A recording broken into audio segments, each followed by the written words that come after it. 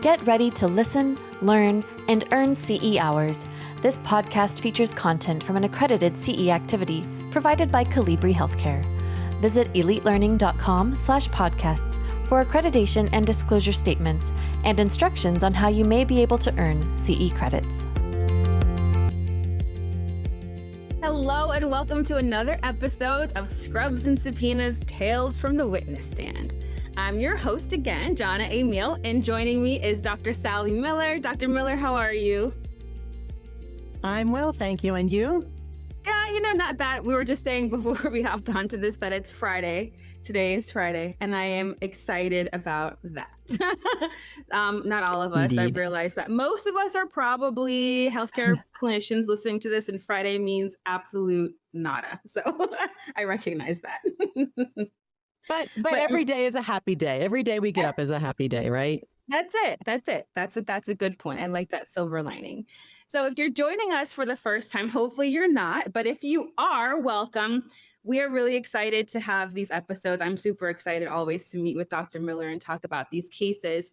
So Dr. Miller actually serves as an expert witness for medical malpractice cases. And we talk through some of these cases that she served on, and really as an opportunity to learn, right? To learn and to understand how the things that we do and the things that we don't do, right, really make some real different implications for our patients and our practice.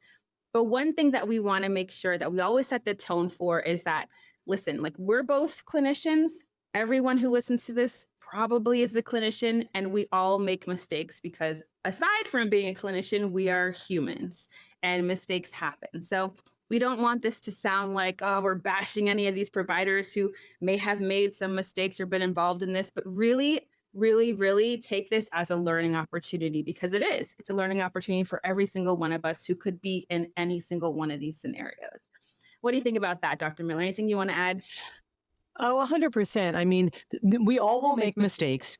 And sometimes the mistake is in a clinical judgment or a clinical action, or, prescribing a med with which there's an interaction, some clinical error. Sometimes the error is in documentation. But it doesn't matter. They're all things that, like one of my famous lines is, there are those of us who have made mistakes, and then there's the new clinicians who will make a mistake someday. So yeah, we definitely are not being judgy here or casting aspersions. It's just about just staying on our toes, because it is a litigious world out there. And, a mistake in our line of work can have bad outcomes that can be actionable. But the other thing that I hope people can get out of these cases is that sometimes there is no mistake. Sometimes the APRN did everything right, did everything the way you're supposed to, but because it's a litigious world, someone may come back and try to sue you anyway. And then it's important to, remain firm and confident in the proceedings when you know that you didn't do anything wrong, and to not let any attorney or anybody in the process of deposition and testimony intimidate you. Because I read a lot of depositions from nurse practitioners who, this is the first time they've ever had a problem. It's the first time they've ever been sued. You can almost read off the page how nervous they are. And attorneys are really masterful at capitalizing on that and manipulating it. And as I say this, I again need to point out that I'm being politically correct. Not all attorneys. Listen, some attorneys are just there to find out what you're going to say, and they're advocating for their client. Really, I'm not trying to be politically correct here. Some attorneys are just doing what they need to do. They're advocating for their client. But others are manipulative and will really exploit someone who is nervous and not confident. And we want to remain confident when we know we've done the right thing. So we've got all kinds of cases to review that elicit all those points. Yeah, that's a really good point too, because sometimes it happens. Sometimes you do everything right, and still the outcome is not what you hoped, right? So, all right. So for those of you that are listening for the first time, one thing that's really exciting, that I find exciting anyway, as I'm talking to Dr. Miller about this, is trying to determine what side she was serving as a, expert witness on. Was it the plaintiff? Was it the defense? And the other thing that I'm doing today, legitimately, I have a piece of paper in front of me, because every time we have these stories, there are so many little things that pop out, that jump out as Dr. Miller goes through the cases, that you're like thinking, wait, what? Wait, what about that? Was that wrong? Was that right? And so it is a really good opportunity to listen and try to pick up on those red flags, if you will, or those things that stand out as outliers that seem a little strange and maybe could play into the story. So I'm doing it this time because I'm not leaving anything off the table when I've got these questions for you. Now, when you're ready, Dr. Miller, I am ready. I got pen, I got paper. Give us the story. You got pen, you have paper, I have a story. Okay. Well, this one isn't the most dramatic. Anyone who's listened before, we have some very dramatic cases. Oh, yeah. This one's not the most dramatic of cases, but I chose it for today because I think it's a really good case for any NP who is planning to open his or her own practice, own business, any circumstance in which you will employ not just clinical staff, but ancillary staff, a front desk person, someone to answer your phone, or a biller, or a medical assistant, or whomever. If you own a business, there are certain responsibilities inherent in owning that business. And I think most NPs don't know that because most NP programs really don't include anything about a business, how to run a business. But more and more, it's happening. And I'll tell you, I opened a 4 walls practice in 2010. So I can't believe it's been 14 years ago now. Wow. But I had a practice, regular practice, front door, come in, receptionist, waiting room, exam rooms, and all of that.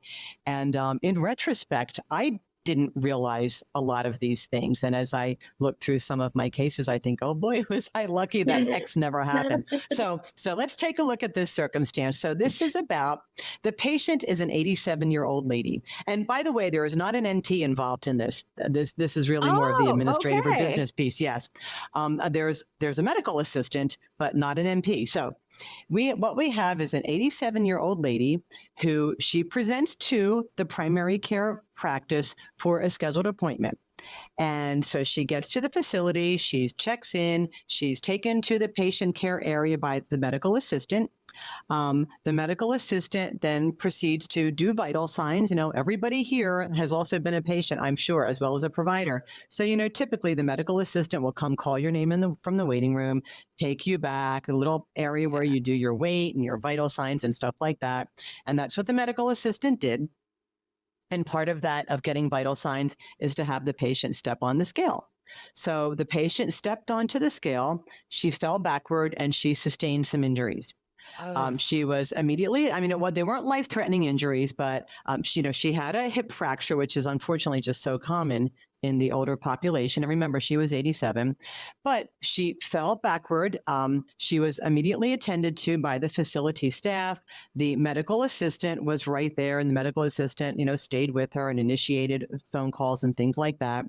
The patient was immediately transferred to the hospital. She had, hip surgery. She went to rehab. She completed the appropriate treatments, the appropriate therapies. She has recovered. She has gone home. And actually, at the time of this lawsuit, she was back home, and she continues to receive care at this practice. So she continues to go there for her primary care, right? Yeah. So it's, like I said, it's not a real dramatic story. The patient certainly had injuries, and she had to have a surgery, and she had to have rehab, but she recovered. She did well, and she continues to go to that practice for her care today. So you would say to yourself, why are we having this conversation? Where is the malpractice? What's going on? Well, the patient, the 87-year-old patient, has an attorney. And I always wondered if she, on her own initiative, got herself an attorney, or if the relative said, oh, you should get an attorney and sue somebody. But, whatever. So she gets herself an attorney, and the attorney, of course, the attorney does all the language. And, when you watch attorneys interview the patients, they will often sometimes make suggestions about, oh, well, was this a problem for you afterward? Could you not do that? Do you have any deficits today? So I don't know what happened here, but I'm going to make some assumptions. Anyway, the assertion, the complaint that was served. So it was both the medical assistant was sued and the practice was sued.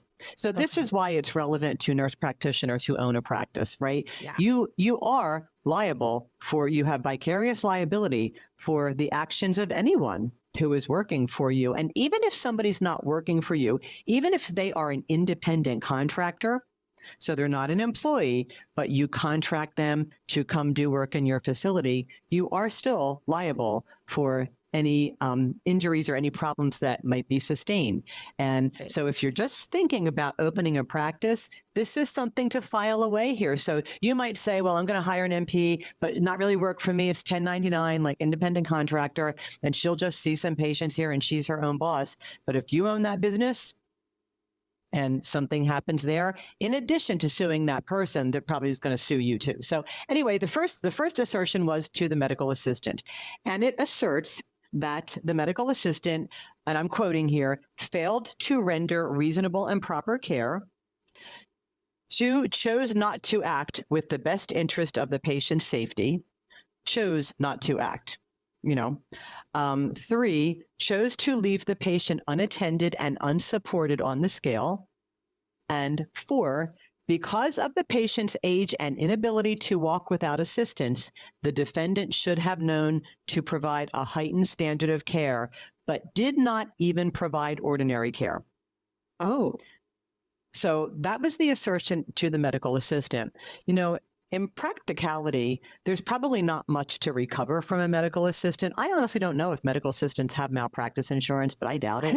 I can tell you, I don't think so. Before my whole world of nursing, I was an MA. Yeah. Okay. Yeah. So if you sue a medical assistant, you're not really going to get anything. You're really trying to get at the policy that the practice has that will cover the medical assistant.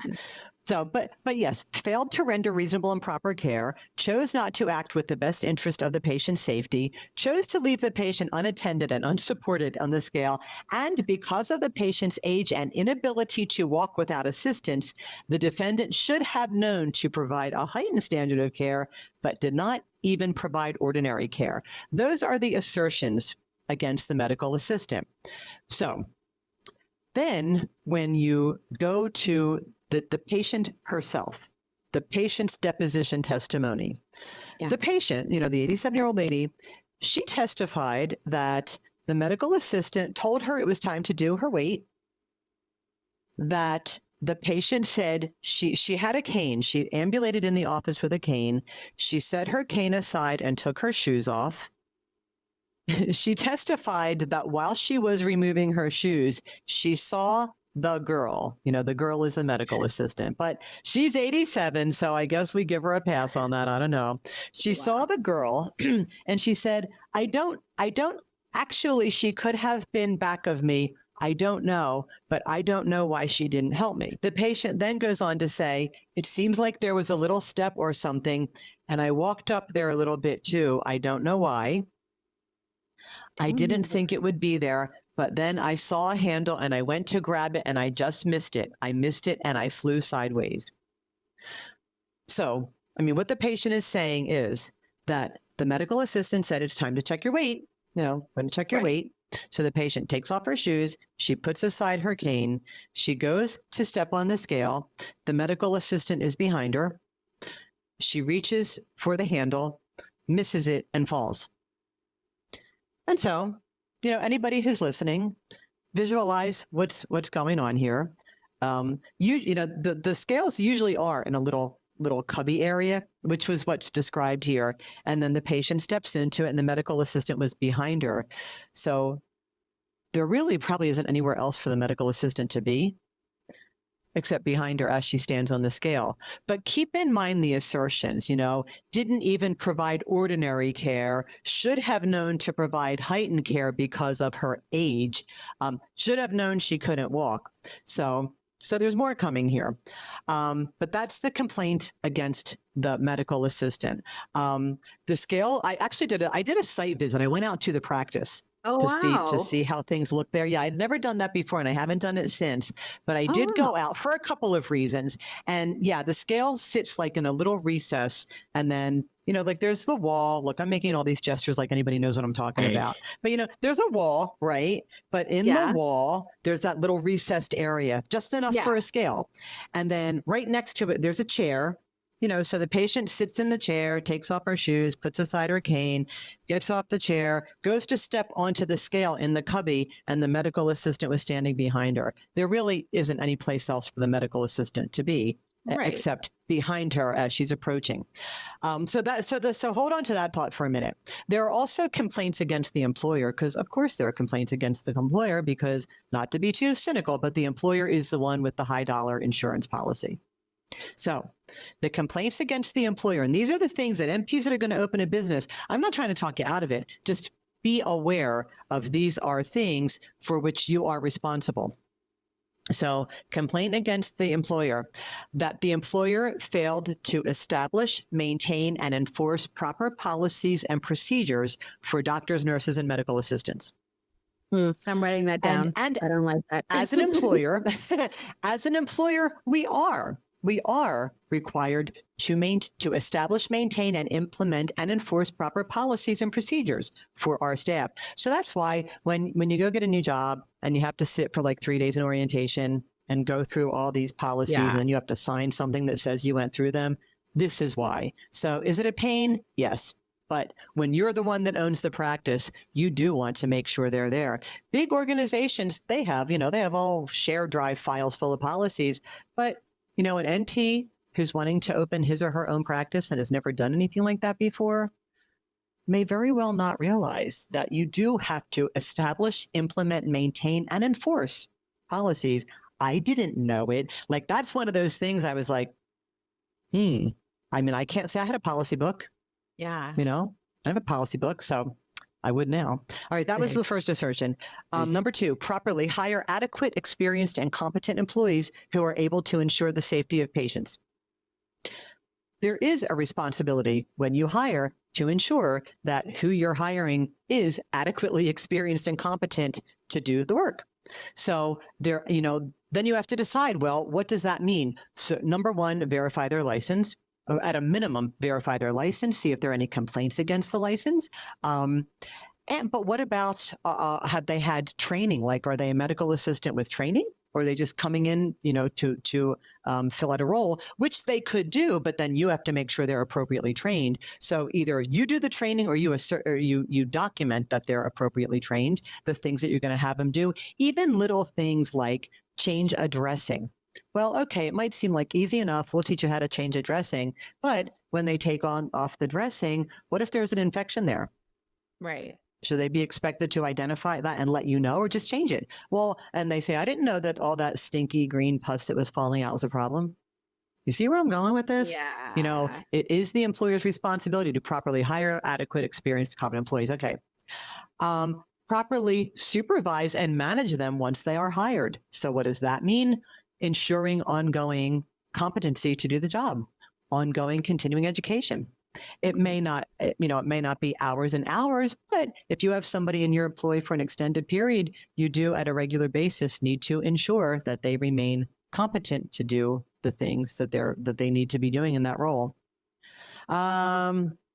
Properly and adequately train employees. These are all assertions against the employer here that they failed. Properly and adequately train employees and/or instruct them as to their duties and responsibilities, including safety and special precautions needed when caring for elderly patients.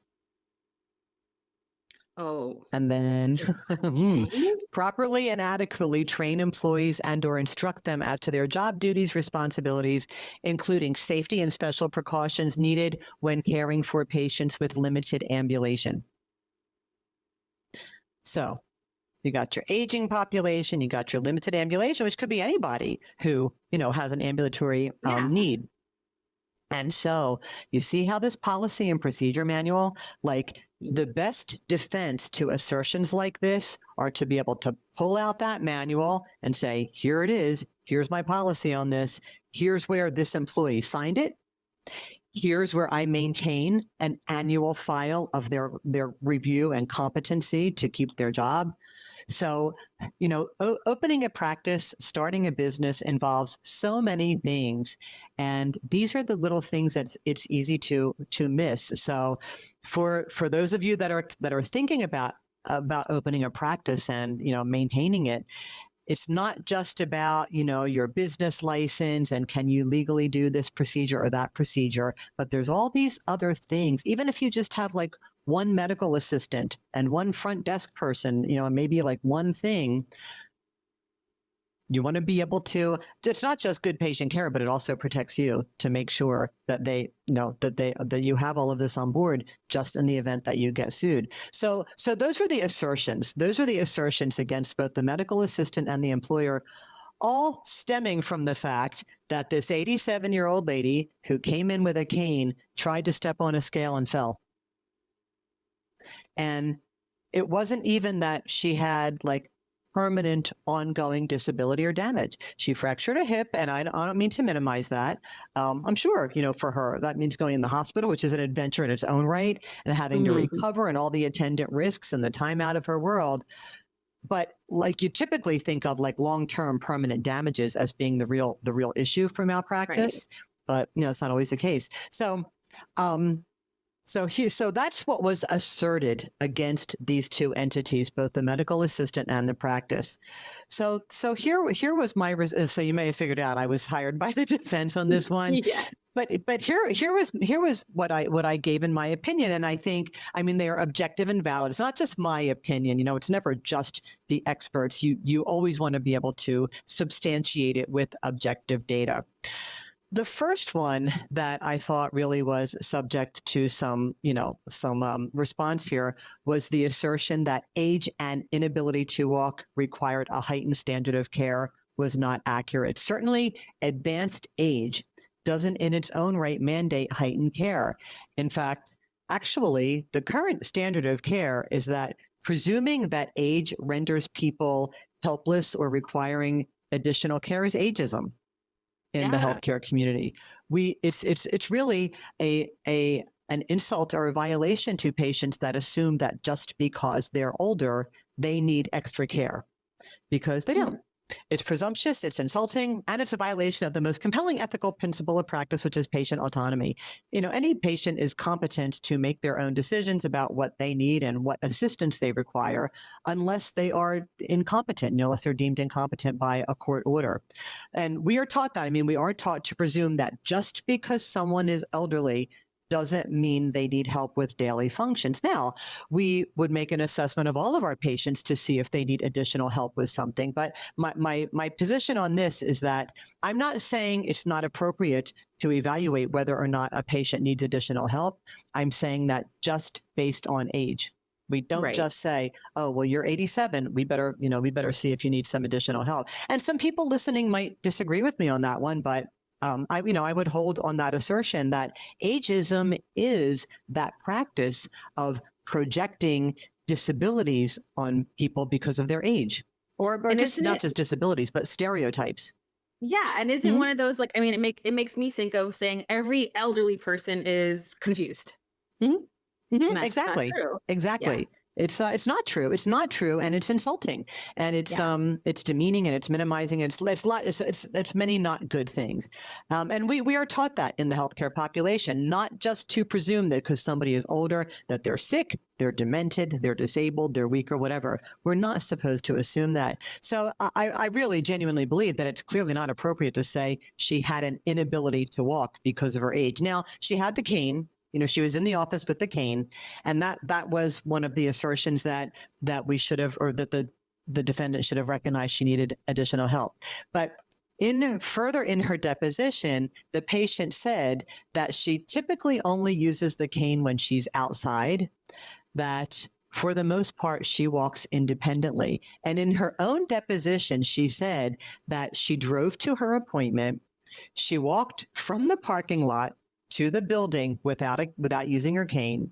She went through the lobby of the building without the cane. She navigated the elevator. Like she had it, but she wasn't using it. She said she did all of this without assistance. She navigated the elevator to the second floor. She walked the long hallway to the office and the office lobby, all without assistance. And in her deposition, she acknowledged that. So that's another one of the things I was looking for when I went out, was to see how far she actually walked without a cane. Yeah. And it was far. It was like, this is a big building. She parked in a parking space. She had to get out of the car, go through the parking lot, up the curb, down the walkway, into the building, through the door, wait a minute through now. the lobby, into the elevator.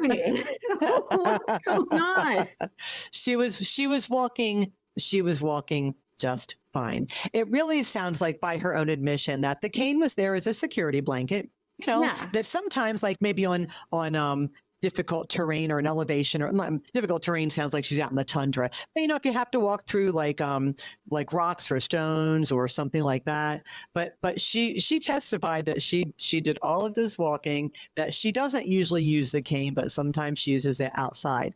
Then I went back through the medical records. So she had been a patient of this practice for over 5 years. There had been 25 documented visits to this office in the last 5 years.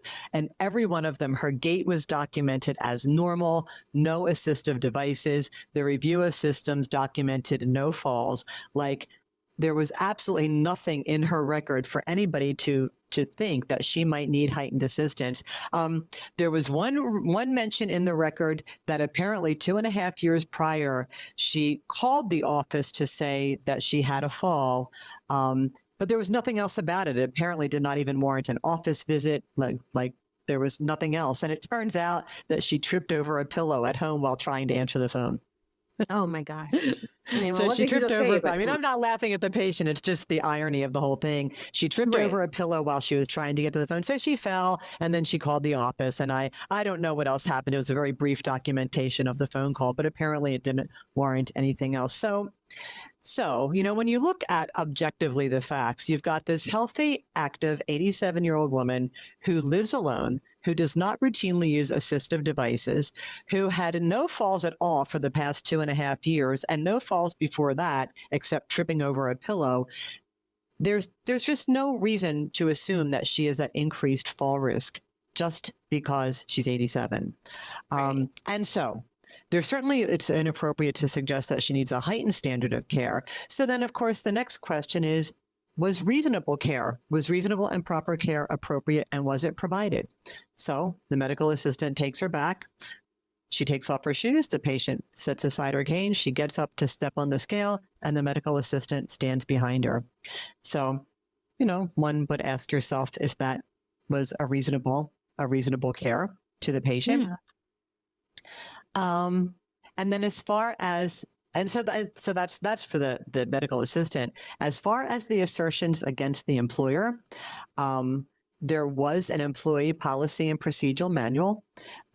It was introduced to all new employees. It was made available online to all employees, and every employee had to review it and then sign off that they reviewed it initially and then at regular intervals. Part of I know this is a big organization, so they had a big policy and procedure manual, thankfully. The hiring process, the human resources file, if you've ever worked for anybody listening, ever worked for a bigger organization, your human resources file is this long.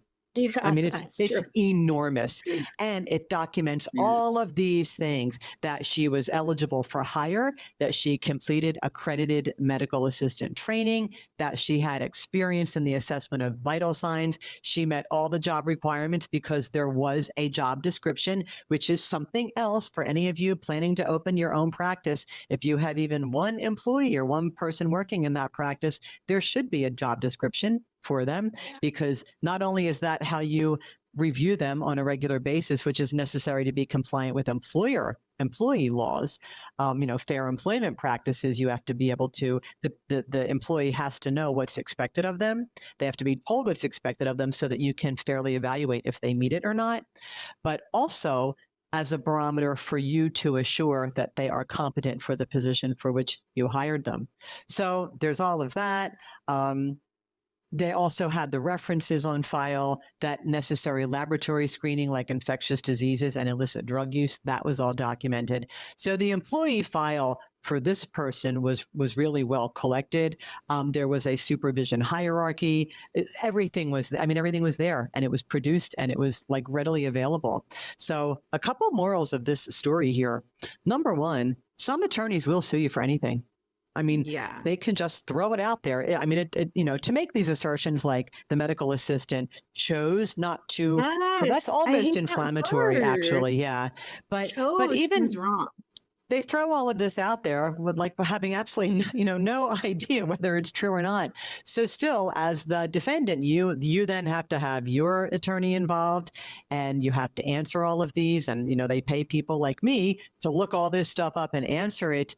And so as it happens, and then the patient, clearly the patient was still comfortable with the practice because she continues to go there. She continued to go there right up until this time.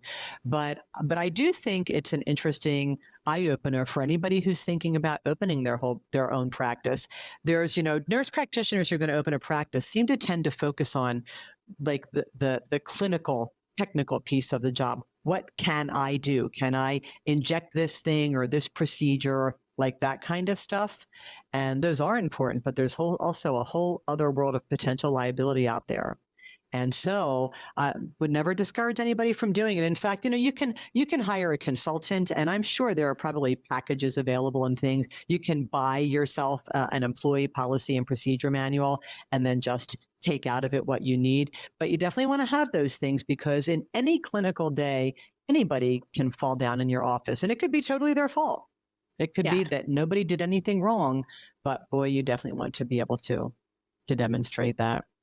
To CYA, right? And we all know what that stands for. Sadly. I'm being kind of cheeky, but this reminds me of like, those commercials you see either at like 3:00 in the afternoon or 3:00 in the morning. And it's the attorney that's the weird, like skeevy looking attorney who's like, call me. Did you fall? Did you this? And it's like, you don't look like trustworthy at all. It sounds like one of those types of things. I'm not saying it is, but I am happy that the patient didn't have like a fatal outcome, in this way. But it kind of does seem like one of those opportunities, because I have to say too, what you shared about the assertions and the policy and procedures. I mean, if someone's listening, and someone, I mean me, thinking like, well, how detailed do we have to be in the policy and procedure? Do I have to get down to like, if this is an older person who comes in with an assistive device, you must wrap your arms around them and ensure, like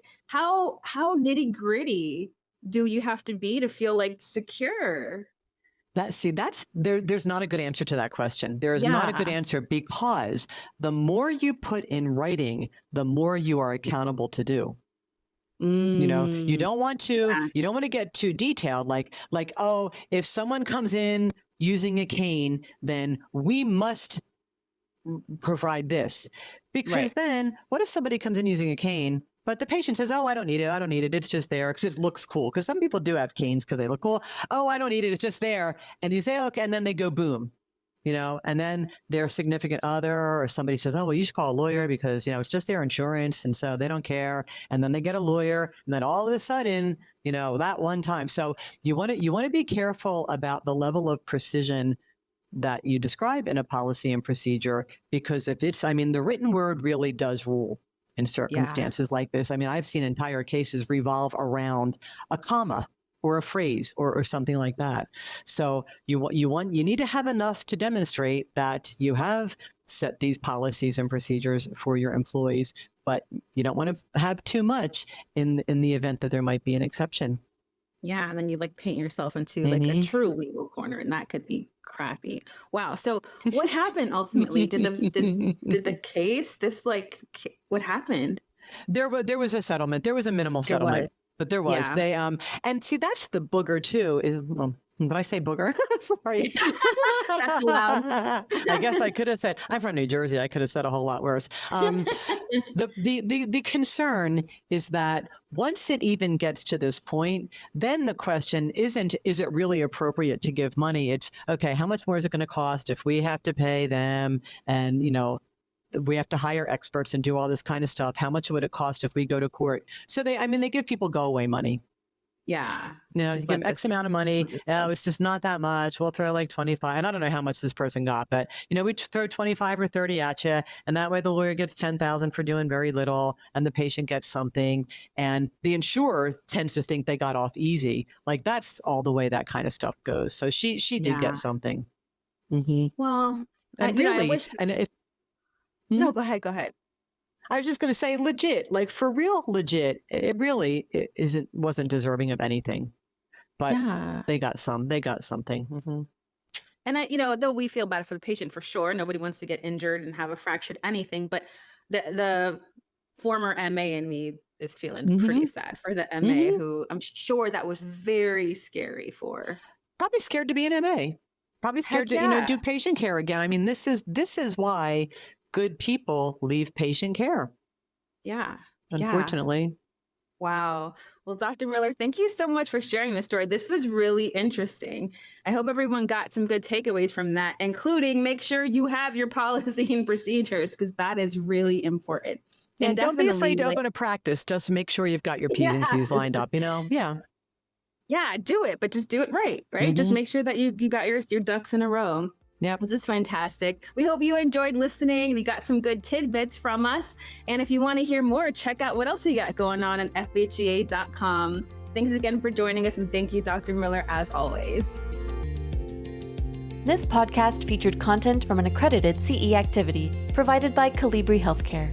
Visit elitelearning.com/podcasts for accreditation and disclosure statements and instructions on how you may be able to earn CE credits. Take your learning to the next level by subscribing to more podcasts on compelling healthcare topics.